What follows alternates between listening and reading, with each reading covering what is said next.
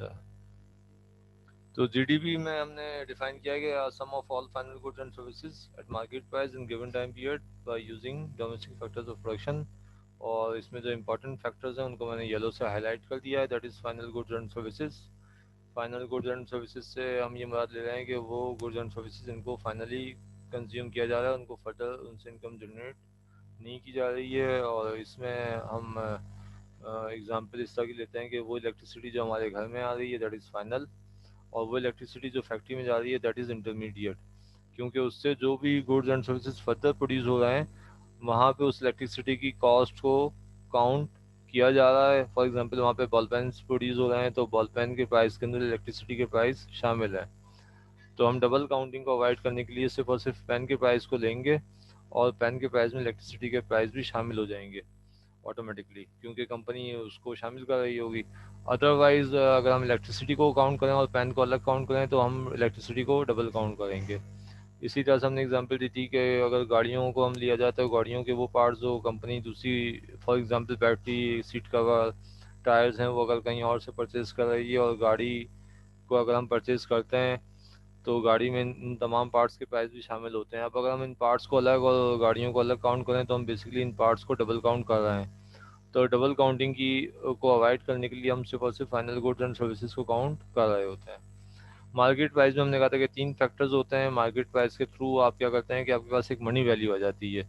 Money value के through आप तमाम फाइनल गुड्स एंड सर्विसेज को आप काउंट, ऐड और सब्ट्रैक्ट कर सकते हैं, काउंट कर सकते हैं, उनकी वर्थ फाइंड आउट कर सकते हैं। दूसरा मार्केट प्राइस का मतलब यह है कि आप सिर्फ और सिर्फ एक्सचेंजेबल गुड्स एंड सर्विसेज को काउंट करते हैं। वो तमाम गुड्स एंड सर्विसेज जो आपको फ्री में मिल रही हैं उनको आप काउंट, या without exchange of goods and services मिल रही है उन्हें आप काउंट नहीं करते। ठीक है, आपको घर के अंदर अगर आपको हेल्थ केयर मिल रही है या आपको फूड मिल रहा है विदाउट एनी कॉस्ट तो वो आपका काउंट नहीं होगा, लेकिन अगर वही परचेज करके लाते हैं तो वो काउंट होगा। इसी तरह से मार्केट प्राइस में जो तीसरा फैक्टर है वो ये है कि आप, इसका मतलब ये कि लीगल एक्टिविटीज़ को काउंट कर रहे हैं। मार्केट का मतलब है लीगल लीगल एक्टिविटीज़। जो इलीगल एक्टिविटीज़ हैं उन्हें आप काउंट नहीं कर रहे हैं। ठीक है, तो मार्केट प्राइस में 3 चीज़ें आ गई, मनी वैल्यू या करेंसी या मॉनेटरी वैल्यू, दूसरा आपके पास लीगल एक्टिविटीज़, और तीसरा आपके पास आ गई exchangeable goods and services. Third है आपके पास टाइम पीरियड। टाइम पीरियड मैंने यहाँ मेंशन भी किया हुआ है कि यूजुअली 1 ईयर है, लेकिन डेवलप्ड कंट्रीज़ में क्वार्टरली भी साथ साथ मेजर होते हैं, ईयरली भी होता है क्वार्टरली भी होता है, लेकिन बहुत सारे डेवलपिंग कंट्रीज़ में सिर्फ और सिर्फ ईयरली बेसिस पे आप चीज़ों को काउंट करते हैं। अच्छा, फिर इसके बाद जो इम्पोर्टेंट फैक्टर है वो है डोमेस्टिक। अच्छा हाँ, तो अब ये इसमें टाइम पीरियड में एक बात और आ गई कि आपकी हर ईयर की जीडीपी की वैल्यू डिफरेंट होगी, क्योंकि आप एक पर्टिकुलर टाइम पीरियड में ही फाइनल गुड्स एंड सर्विसेज को ऐड कर रहे होते हैं। लास्ट आपके पास डोमेस्टिक फैक्टर्स ऑफ प्रोडक्शन। देखिए, फैक्टर्स ऑफ प्रोडक्शन को हम 2 तरीक़ों से क्लासीफाई करते हैं, एक नेशनल और दूसरा डोमेस्टिक। ये मेंशन कर देता हूँ यहाँ पे।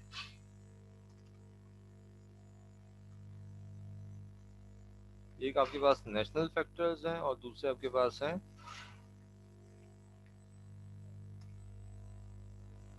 डोमेस्टिक। नेशनल का मतलब यह है कि जब हम बात करेंगे पाकिस्तानी की, यानी कि पाकिस्तानी एक नेशन है, तुर्किश एक नेशन है, यूएस सिटीजन आप अमेरिकन एक नेशन है। तो जब आप नेशनल की बात करेंगे तो आप किसी नेशन की बात कर रहे होंगे, नेशनल से क्लियर भी है। तो जब आप नेशन की बात करेंगे तो फिर आप वहाँ पे बाउंड्रीज़ की बात नहीं करेंगे, मतलब ये कि वो पाकिस्तानी पाकिस्तान के अंदर हो या ऑल ओवर द वर्ल्ड कहीं पर भी हो, वो पाकिस्तानी है, वो कंपनी पाकिस्तानी है। तो वो जो भी वो फैक्टर्स ऑफ प्रोडक्शन क्या कहलाएंगे, पाकिस्तानी कहलाएंगे। ठीक है, यहाँ पे तो हम डोमेस्टिक की बात करें। डोमेस्टिक का मतलब ये है कि जो पाकिस्तान की बाउंड्रीज़ के अंदर, डोमेस्टिक का मतलब ये है कि आप, होता है ना डोमेस्टिक फ्लाइट अराइवल्स एयरपोर्ट पर लिखा होता है कि आप, डोमेस्टिक का मतलब ये है कि with in the boundaries of country, of the country. For example अगर हम पाकिस्तान की बात करें तो पाकिस्तान की बाउंड्रीज के अंदर जो भी फैक्टर्स ऑफ प्रोडक्शन हों, वो इरिस्पेक्ट के वो किसी भी कंट्री के हों, कि वो अमेरिकन हों, कोरियंस हों, चाइनीज़ हों, बांग्लादेशी हों, ईरानी हों, जो भी फैक्टर्स ऑफ प्रोडक्शन हैं अगर वो पाकिस्तान की बाउंड्रीज के अंदर है, फैक्टर्स ऑफ, ये जो मैंने एग्जांपल्स दी, ईरानी, अफगानी, पाकिस्तानी, सॉरी चाइनीज़, इनसे मुराद कंपनीज है, मल्टीनेशनल कंपनीज बहुत सारी होती हैं ना, और इंडिविजुअल फैक्टर्स भी, फैक्टर्स ऑफ प्रोडक्शन भी हैं। तो ये पाकिस्तान की बाउंड्रीज के अंदर जो भी प्रोड्यूस कर रहे होंगे तो वो क्या कहलाएगा,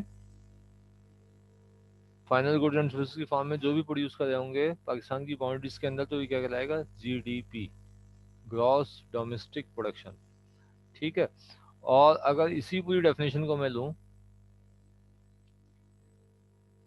और यहाँ पे सिर्फ और सिर्फ ये करूँ मैं कि इस डी को मैं रिप्लेस कर दूँ किससे, एंड से, और ये नेशनल को इस डोमेस्टिक को रिप्लेस कर दूँ मैं नेशनल से। ठीक है। तो इट बिकम्स जीएनपी। तो पूरी डेफिनेशन आपकी सेम है, सिर्फ और सिर्फ आपने क्या किया है कि ये जो आपके पास थे फैक्टर्स ऑफ प्रोडक्शन, एक जगह आप कहते हैं कि डोमेस्टिक है, डोमेस्टिक का मतलब ये है कि with in the boundaries of Pakistan है, तो वो आपने कह दिया है कि दैट इज़ जीडीपी। और जब आपके पास यही डेफिनेशन है पूरी की पूरी, लेकिन आपने कह दिया कि फैक्टर्स ऑफ प्रोडक्शन नेशनल है, यानी कि हम बात करें पाकिस्तान की नहीं बल्कि पाकिस्तानी की। ठीक है। जब हम पाकिस्तानी की बात करेंगे तो ओबियसली कुछ फैक्टर्स ऑफ प्रोडक्शन जो पाकिस्तान में लाई कर रहे हैं तो उनको हम छोड़ देंगे, क्योंकि वो अदर नेशंस के थे, है ना, तो उनको हम माइनस कर देंगे। और इसी तरह से बहुत सारे पाकिस्तानी जो हैं वो रेस्ट ऑफ दी वर्ल्ड हैं, और पाकिस्तान का नाम आपको मालूम है कि दिन रात रोशन कर रहे हैं। तो वो पाकिस्तान वो जो भी final good and services produce कर रहे हैं, अगर वो लीगल है तो वो पाकिस्तान की जीएनपी में काउंट हो जाएंगे। इन दोनों डेफिनेशंस के अंदर इश्यूज बहुत सारे हैं कि आप गुड्स एंड सर्विसेज को क्लासिफाई करें, उनको ऐड करें, सब्ट्रैक्ट करें, आपके पास इतना अच्छा रिकॉर्ड होना चाहिए सारी चीज़ों का। तो प्रैक्टिकल इश्यूज की हम नहीं बात कर रहे हैं, हम तो यहाँ पे थ्योरेटिकल इश्यूज की बात कर रहे हैं। All over the world studies हुई हुई हैं कि अंडरग्राउंड इकॉनमी एग्जिस्ट कर रही होती है, बहुत सारी इलीगल एक्टिविटीज़ हो रही होती हैं इकॉनमीज़ के अंदर, अनडॉक्यूमेंटेड इकॉनमीज़ पूरी दुनिया में एग्जिस्ट कर रही हैं, डेवलप्ड और डेवलपिंग कंट्रीज दोनों जगहों पे इन पे रिसर्च स्टडीज़ मौजूद है। आप गूगल स्कॉलर पे जाएँ और सर्च करें अंडरग्राउंड या black economy of US, Pakistan, UK, Germany, हर एक के ऊपर आपके पास बेताशा रिसर्च आर्टिकल्स मिल जाएंगे। तो इसका मतलब ये है कि जब अंडरग्राउंड इकॉनमीज मौजूद हैं तो आपके पास जो जीडीपी और जीएनपी की वैल्यू आ रही है वो ट्रू वैल्यू नहीं आ रही है। तो प्रैक्टिकल इश्यूज इसके साथ मौजूद हैं। ठीक है। लेकिन थ्योरेटिकली आपको ये समझना चाहिए कि थ्योरेटिकल डेफिनेशन ये है, all all over the world यही डेफिनेशन इनकी एग्जिस्ट कर रही हैं। और अगर आप उस पर जाएँ डेटा, डेटा की कौन सी साइड है, world world development indicator WDI, यहाँ पे आप जाके सर्च करें तो आपको पूरी दुनिया का जीडीपी आप इंडिकेटर ले लें और क्लिक कर दें तो आपके पास एक्सेल की फ़ायदा आ जाएगी। उसमें पूरी दुनिया की जीडीपीज, हर कंट्री की जीडीपीज टाइम पीरियड वाइज मौजूद होंगी, और जीएनपी का डेटा भी आपको मिल जाएगा। तो ये इंडिकेटर्स ऐसे हैं जिसके थ्रू आप जो है वो ओवरऑल इकोनॉमी की परफॉर्मेंस को मेजर कर सकते